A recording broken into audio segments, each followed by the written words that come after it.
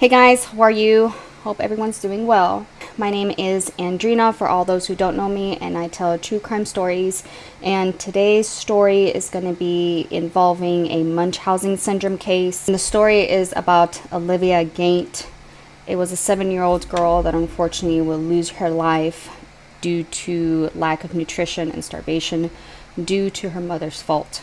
So let's get right to the story. This is the story of Olivia Gant.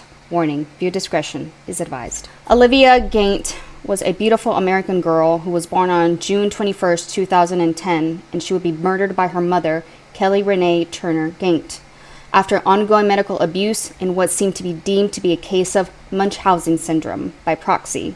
Kelly had initially taken the girl to the hospital for a case of severe constipation. After this was treated successfully, Olivia was sent home. Kelly claimed that Olivia was unable to consume food, leading to numerous surgeries, the implementations of feeding tubes, and finally intravenous tube that was fed nutrient directly into her veins. As time went on, Olivia's mom kept bringing her back and claimed that she was unable or unwillingly to eat normally. Olivia's step-grandfather stated that they had no reason to believe what Kelly was telling them was to be untrue. She was in the best of cares that she could be, was the impression that the family was under. In 2014, Olivia went in for surgery. Doctors rerouted her small intestine to bypass her large intestine so that the waste went into a bag through a hole in her stomach. The surgery reportedly relieved the constipation, but Turner continued reporting that her daughter was still having digestive issues. In less than a year, Olivia had 3 different types of feeding tubes installed. Then when Kelly claimed that her daughter couldn't tolerate being fed that way, doctors installed a tube to send nutrition through her veins, a process known as TPN. During that time, Olivia was at Children's Hospital. Kelly somehow convinced the doctors to prescribe her daughter Keppra, an anti-seizure medication. This was done despite medical reports showing doctors never actually witnessed Olivia suffering from a seizure. For years, doctors continued treating Olivia based heavily on statements Kelly was telling them. Then, in 2017, Olivia's mother made a do not resuscitate request to the hospital and told staff that she wanted to stop Olivia's TPN, the tube sending all of her nutrition through her veins. Stopping this process would kill Olivia. Some medical staff opposed to the do not resuscitate order, also known as a DNR.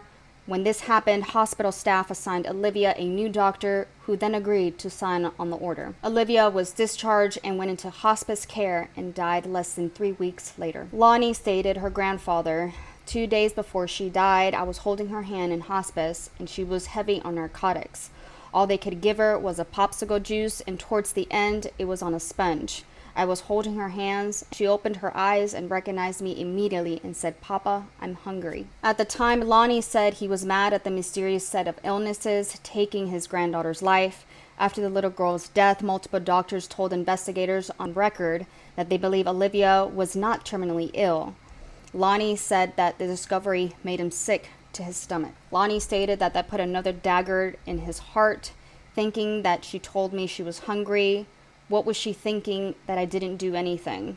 Her mother said to take little popsicle juice on a sponge and put it on her lips. That's what she was thinking of me, not to give her food.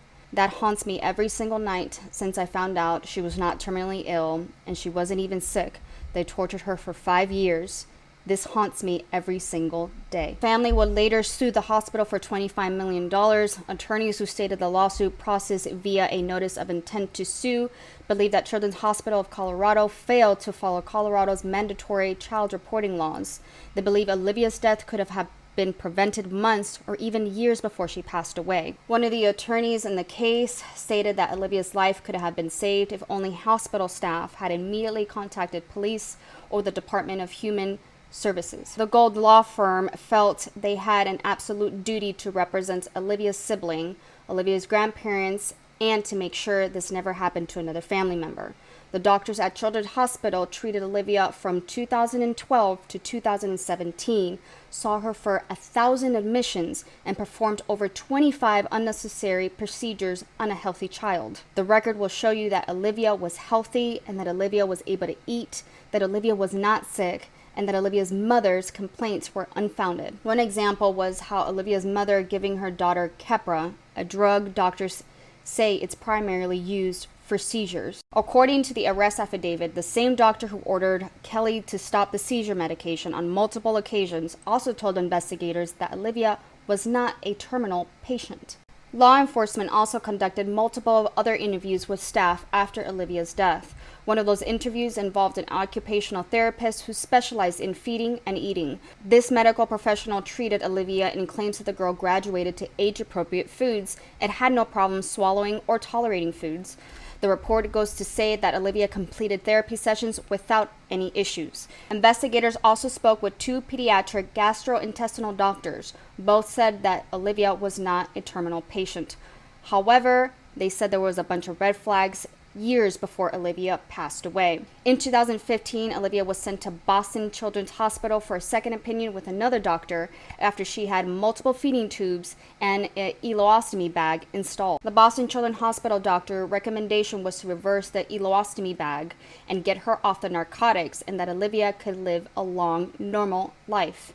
That report from Boston Children's Hospital was sent to Children's Hospital. After the report was submitted, treatments for Olivia at Children's Hospital continued.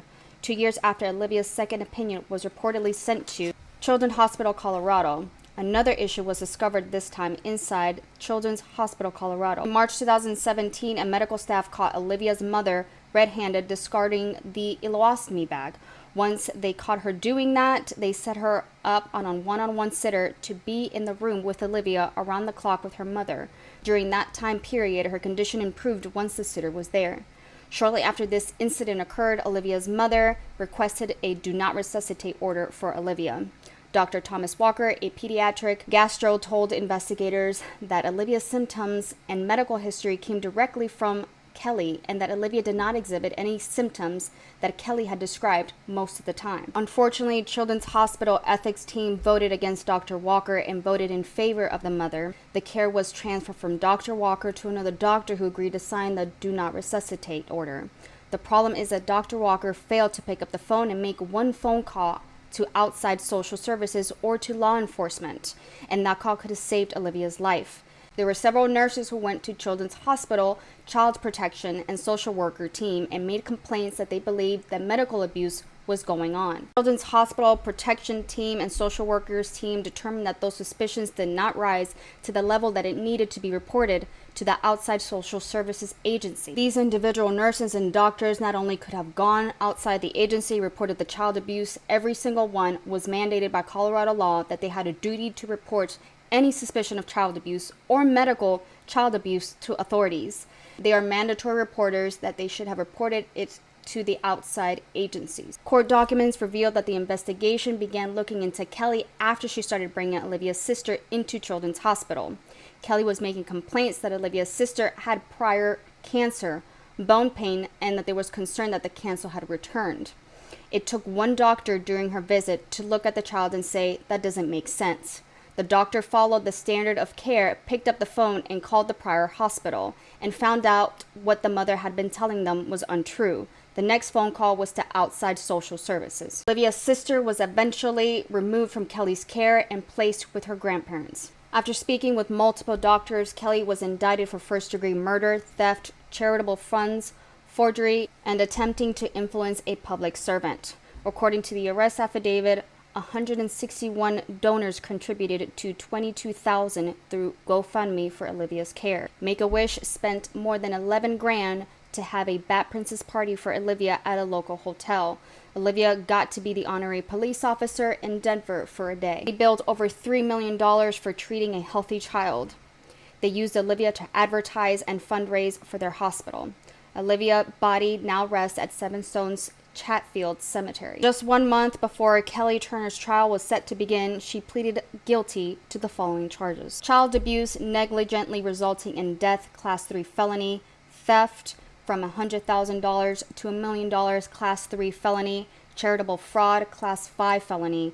And since they reached a plea agreement in this case, no trial was held. Kelly was sentenced to 6 years in prison, along with a 13-year sentence to run side by side. So she is obviously going to make it out at one point. What day that would be, we don't know. Guys, this was such an unfortunate case. If you guys see any of this, any of the red flags, please someone speak up. It just takes that one person to act. Just one person, you can be the difference to save a life. Unfortunately, this is just one of those cases that kind of gives medical staff a bad rep. You have some that wanted to do the right thing and just some that just didn't care. They would do whatever the patient or the patient's mother were being asked. And I know that there's good and bad people and everywhere. Just remember that you guys have a duty. You guys are heroes at the end of the day because you guys save lives. You guys can either make or break somebody. And don't let your mistakes or just you not recognizing those red flags stop you from making the right thing. But guys, Olivia was a beautiful girl. May she rest in peace. And I will catch you guys on my next one. Remember to always take care, make good choices. I love you guys.